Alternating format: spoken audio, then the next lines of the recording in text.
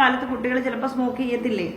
അപ്പൊ എന്റെ മോനെ ചെയ്യാൻ പാടില്ല, അങ്ങനെ ചെയ്തിട്ടുണ്ടെങ്കിൽ അവനെ ഞാൻ തിരുത്തണം. പക്ഷെ നിങ്ങൾ പറഞ്ഞ എന്താ, കഞ്ചാവുമായി കുട്ടി പിടിയിലായെന്നാ. നിങ്ങൾ ഇപ്പോഴും അത് തന്നെയാ പറയുന്നത്.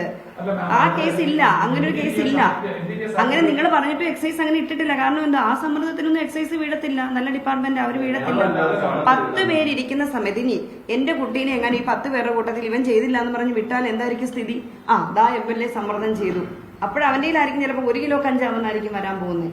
ഇതിലൊന്നും എക്സൈസിനെ സ്വാധീനിക്കാനോ, ഞാൻ സ്വാധീനിക്കുകയാണ് നിങ്ങൾക്ക് അറിയാലോ, വേണമെങ്കിൽ സ്വാധീനിക്കാൻ പറ്റുന്ന കേസല്ലേ. എന്തിനാ സ്വാധീനിക്കുന്നേ?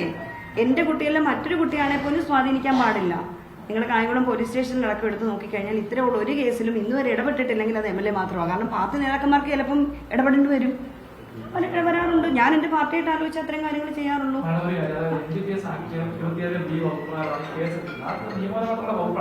സ്മോക്ക് ചെയ്തു എന്നുള്ളത്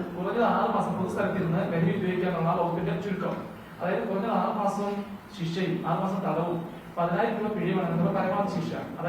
അല്ല അതല്ല ശിക്ഷ, അതല്ല ശിക്ഷ. നിങ്ങൾ നിയമം അറിയാവുന്നവരോട് കൺസൾട്ട് ചെയ്തു. അത് ജസ്റ്റ് ഒരു പെറ്റി കേസാണ്. ആ പെറ്റി കേസ് അവർക്ക് ഫീസ് അടച്ച് ഫൈൻ അടച്ച് മാറ്റാവുന്നതാണ്. പെറ്റി കേസാ. അപ്പൊ അതിന് ഒഴിവാക്കാൻ പോലും ഞാൻ ആവശ്യപ്പെടുന്നില്ല. കാരണം എന്താ, അതൊരു സ്വാധീനമാവുമെന്ന് പറഞ്ഞുകൊണ്ടാ ഞാൻ ഇപ്പോഴും നിങ്ങൾ എന്തെല്ലാം പറഞ്ഞാലും ശരി, നിങ്ങളിട്ട മാധ്യമ എല്ലാ ചാനലും കൊടുത്തു. എല്ലാ ചാനലും കൊടുത്ത ബ്രേക്കിംഗിൽ ഏറ്റവും കൂടുതൽ ചെയ്ത് 24 ആണ്. അതുകൊണ്ടാണ് 24നെ പറഞ്ഞത്. 24x7 ചെയ്തുകൊണ്ടിരിക്കുകയായിരുന്നു ആ വാർത്ത. ഞാൻ പറഞ്ഞിട്ടും ചെയ്തുകൊണ്ടിരിക്കുകയായിരുന്നു. വിത്ത് ഫോട്ടോയാണ് കൊടുത്തത്, വിത്ത് ഫോട്ടോഗ്രാഫ്. അപ്പൊ അവന്റെ ഇന്റഗ്രിറ്റിക്ക് ഇതില്ലേ?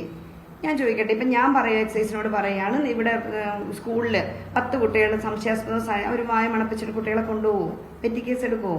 അതൊക്കെ ചോദിക്കുവാണെങ്കിൽ മറ്റു തരത്തിലേക്ക് വരും. അപ്പൊ ഞാൻ എന്റെ എക്സൈസ് ഡിപ്പാർട്ട്മെന്റിന്റെ ഔദ്യോഗിക കൃത്യത്തെ ഞാൻ ചോദ്യം ചെയ്യാൻ പാടില്ല.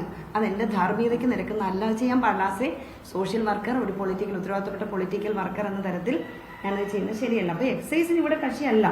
പക്ഷെ ആ എക്സൈസിന് സ്ഥലം മാറ്റി എന്ന് പറഞ്ഞുകൊണ്ടാണ് ഞാനത് പറയാൻ കാരണം. അതും ബ്രേക്കിംഗ് ആയിരുന്നു.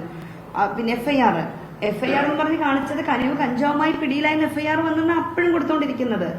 അപ്പോഴും അത് കൊടുത്തോണ്ടിരിക്കുന്നത്. എന്റെ വാർത്തയുണ്ടല്ലോ, ആ വാർത്തകളെല്ലാം തെളിവ് സഹിതം കിടക്കുമല്ലേ. അത് ഞാൻ പറഞ്ഞല്ലോ, അത് നമ്മൾ തമ്മിൽ കാണേണ്ടതാണ്. അതെന്റെ പാർട്ടി അതിലേക്ക് വലിച്ചെടുക്കാൻ ഞാൻ ഇഷ്ടപ്പെടുന്നില്ല.